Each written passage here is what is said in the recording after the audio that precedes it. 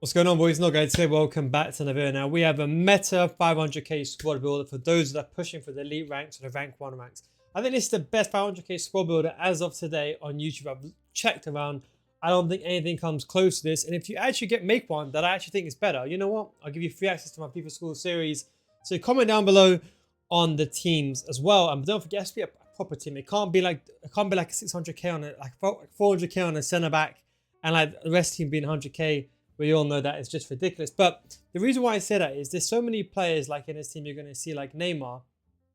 The fact this guy is so cheap is almost a bit of a joke. Now, it's a bit of a joke how even in January you can get Neymar for 120,000 coins. It's an absolute joke. You know what? He's fantastic in striker. I personally play him in striker or in cam. I put a finisher on him just because to get that shot power and that finishing up. Because he's got high composure, his shooting ends up still being very, very good inside the box. And he's got some unique type of shooting, Neymar. Otherwise, on the wing, Ram, and on the cam, it's one of the best players in the game, period. One of the best goal cards in the game. 100k, absolute steal, has to go inside the game. And to get the link, we've gone with Hakimi. Because look, I'm not going to sit here and put someone like Nuno, who costs like 500 coins at this stage of the game. It must be absolute mad to play that slow, so we go with Hakimi. I've been playing him off chemistry, out of position for months. Makes no difference because he already has the stats. You can put a sentinel on him and he gets the job done very, very well. Or you can put an anchor on him. I always put a shadow on him because I always think pace.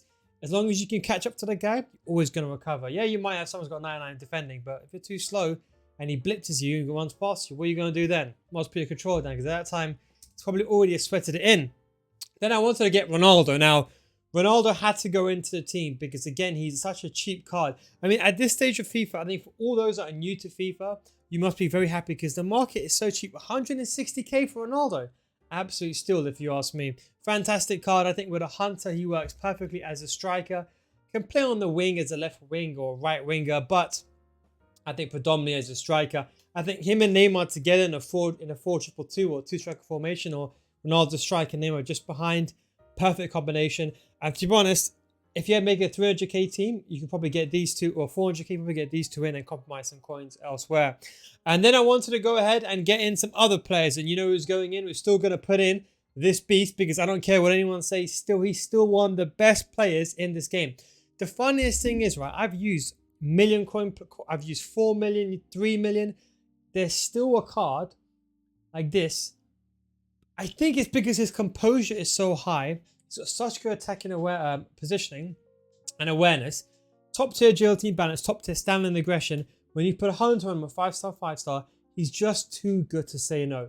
The fact he costs 20k is he's the best card in the game under 100k. I don't think anyone is like Alessandrini's, the Morales', but this guy is something else, different gravy. I've had him since I got him. I've not regretted having him in my team. It's a joke that everyone just forgets about this card.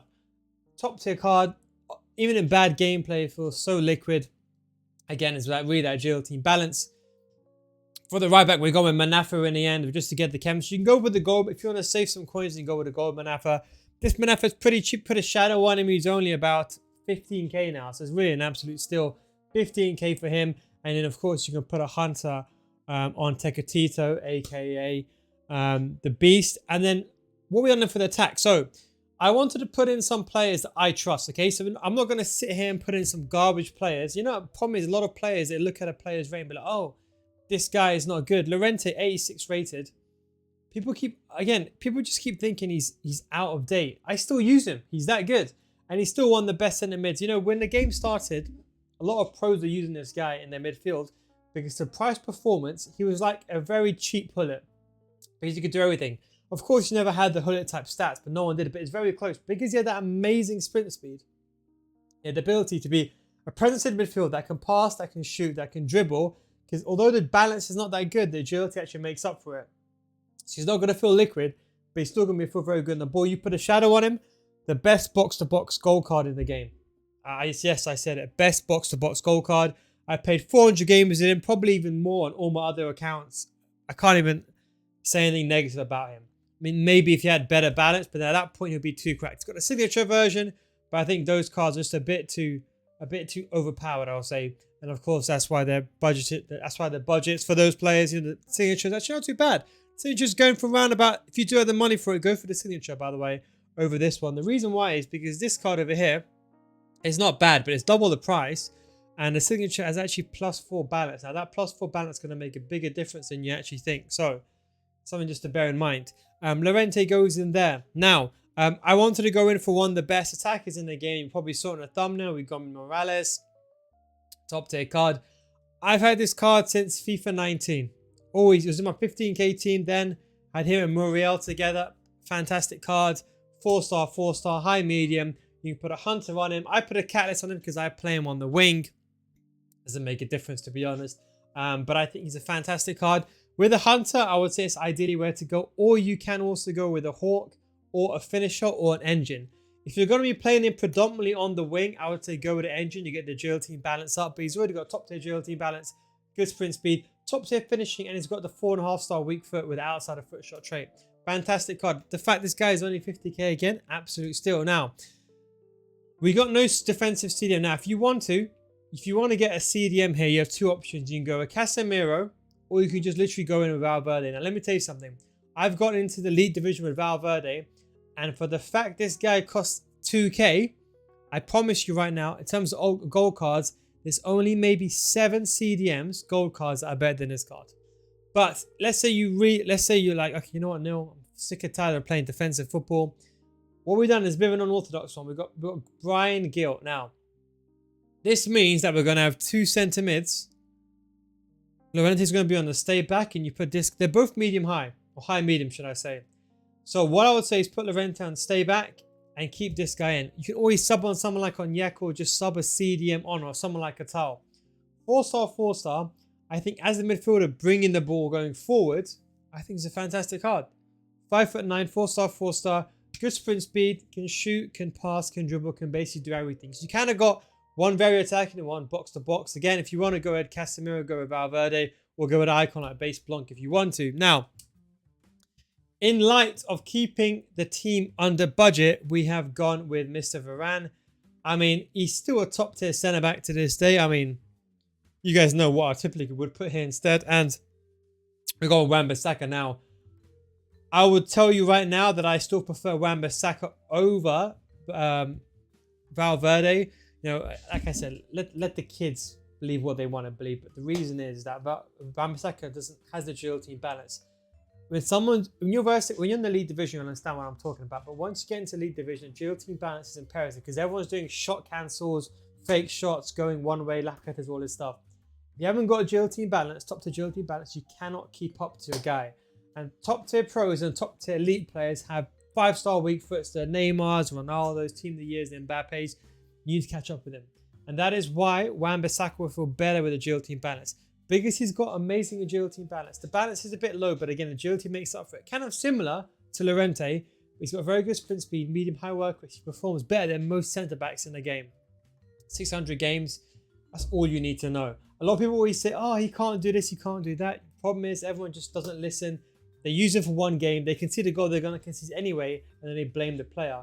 I'll tell you, statistically, you will concede less goals, because most goals now are counter-attacks and are through balls. He's going to save you more in the long run just by his pace than you would have from a traditional centre-back there. If you want to, be my guest. Go put Harry Maguire in, or you can put any other one else. Or you can put that Luke Shaw. That Luke Shaw card is also another alternative. So if you do have that Luke Shaw SPC, objective, I think he's maybe run out, I think. It was last season. But if you got the Luke Shaw, you can put Telles there as well, or you can put Cancelo if you really, really want to. Or you can just put like Twanzebe there or something like that and play Ronaldo on 8 chemistry. But hang on, why is it not working? I think because I put the goalkeeper card. But yeah, you put Shaw there. You can also get the job done. Fantastic card as well. And then for the goalkeeper, we have gone with Lloris. You can go with De Gea Player of the Month. Is kind of what I would suggest. Go with De Gea Player of the Month. I think it's a fantastic card. And you go with the gold card if you want to, or you can go with Player of the Month. But I think he brings the budget up. That's what the team looks like. 100 chemistry. Everyone's on 10 chemistry. Mr. Brian Gill and Mr. Wan-Bissaka. That's fine. You can just put English manager with La Liga and they get the chemistry there. So how does it look inside the game? So if you're realistically talking about in-game formations, I think the 4-2-3-1 would be perfect for this team.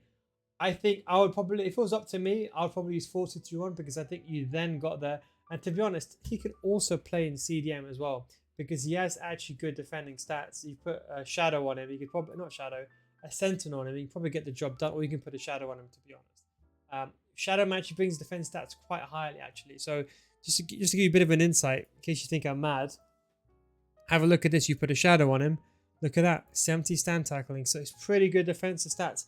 Almost like you can even argue, you can think about someone like Bruno Fernandes, some players like that. But yeah, like this, Ronaldo up front, over there, like that. Base, that's it. Perfect. Now, if you're playing a 4-1, oh, not Neymar there. Obviously, Neymar goes there. Now, I'll still go Neymar cam, personally speaking, Ronaldo up front. If you're talking about a 4-1-2-1-2 or 4-3-2-1, 4-3-2-1 is the same thing. You can just drop someone to midfield. It's up to you who you want to drop to midfield.